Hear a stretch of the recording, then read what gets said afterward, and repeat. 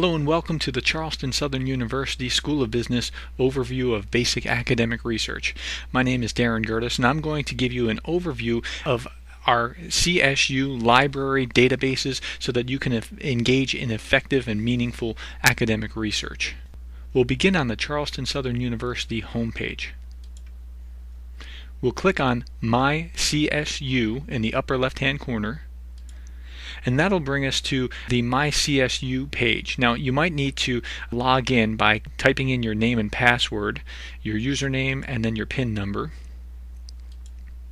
And then look in the lower left hand corner at the L. Mendel Rivers Library. We'll click on that link.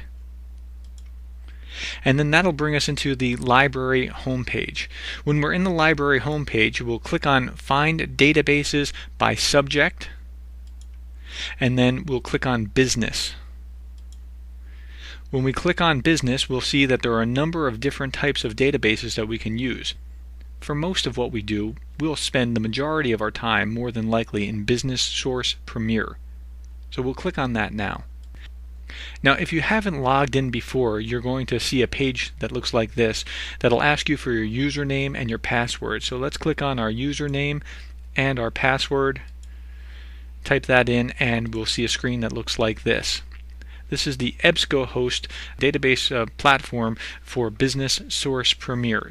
So we'll enter our search terms, and let's assume that we're in class and your professor is talking about how we got into the mess that we got into with the housing market and what was going on with Wall Street's creating CDOs and derivatives and how that caused the recession. So we want to look up the term credit default swaps. So here we go, credit default swaps. We type that in, and now we want to click full text because we want to make sure that we're getting an actual article and we can read all about it, not just a summary of it in an abstract. So we click on full text, and what we'll see is we have 1,803 results for the term credit default swaps.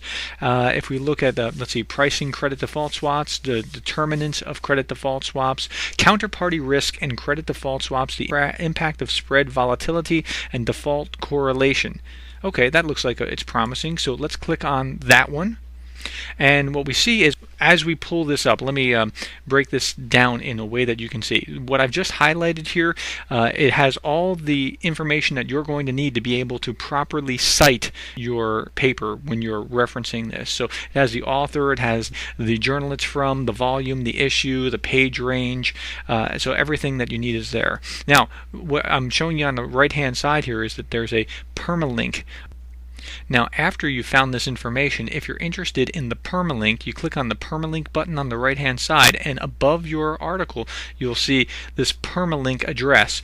Now that address, if you click on it, will bring you right back to this article, and some professors may want you to put that below your reference. Okay, also on the left hand side, if you ever have a choice between a PDF article or HTML article, choose the PDF because it keeps the pagination the way that you would want to be able to reference it. So we'll click on the PDF full text, and it'll bring us to a picture of the actual article. Okay, and here we have a number of choices. We can either save it or print it, magnify it, make it smaller or larger. Let me show you here. I've just highlighted where you get all the same information about the journal that is from, the volume and the issue number and the page range, so that you can reference it. We can go and we can look through each one of these pages and we can read all the way through.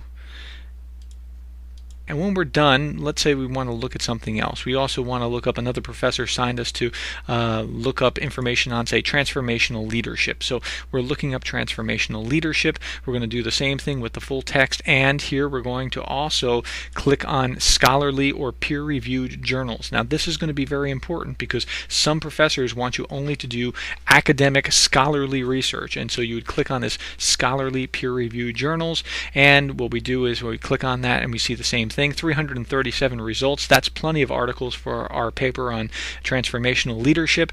Let's look down here. Let's see the third one. Let's click on that.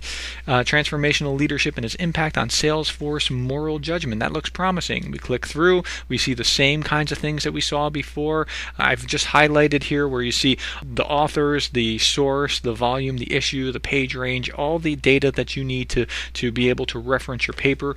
And then we can get the permalink. And we can also, when we go to the PDF full text, now this might take a little while, we'll get right into the article again. Okay, so it's very easy to get into the academic resource using CSU's library. I know it's intimidating from the outside looking in, but what I'm trying to do is make this user-friendly. Okay, so let's go back out and look at the page where we were earlier, the databases by subject. And if we click on business again, I want to show you the types of journals that we've been using. What we just used was Business Source Premier. But if you're looking for different kinds of data, you're trying to find out, more of the industry profile or market research for a particular company, you'd want to use something like this, Business Source Premier Enhanced Searching Interface. Now, if you're just looking for more general information, something like Academic Search Premier is a multidisciplinary database that will help you find just, general articles. And this could be from magazines or newspapers, books, whatever. Along the same way, Expanded Academic InfoTrack might be something to use for that. If you're looking for other articles from all over the place, newspapers and wire services, look at LexisNexis Academic. Okay, and this will provide you all kinds of articles. Another one would be the New York Times or maybe even the Wall Street Journal. And so you have lots of journal databases that you can use in here so you can complete your academic research.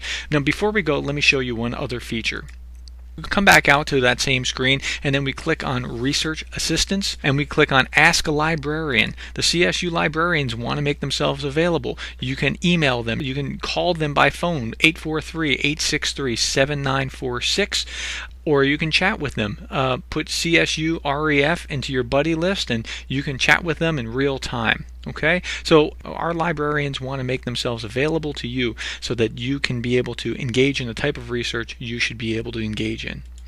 Again, if you have any questions, your professors want to help you, but if you have direct research questions, call 843-863-7946, email CSU REF, or add CSU REF to your buddy list.